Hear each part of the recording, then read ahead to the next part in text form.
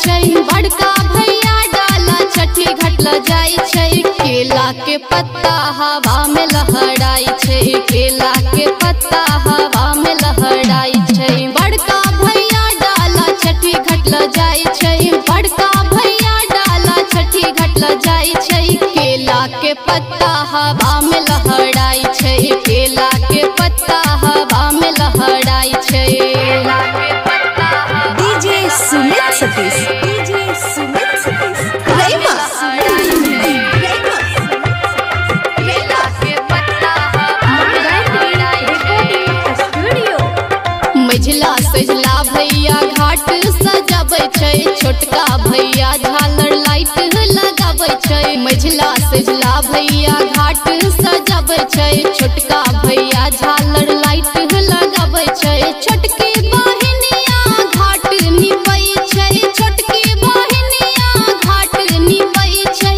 पीपल के पत्ता हवा में लहराई छै, पीपल के पत्ता हवा में लहराई छै।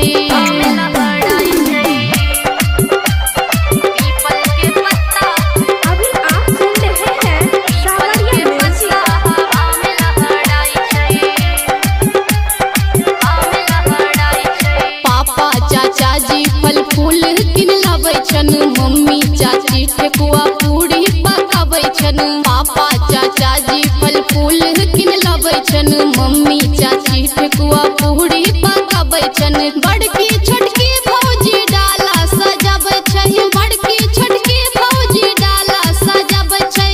आम के पत्ता हवा में लहराई छै, आम के पत्ता हवा में लहराई छै।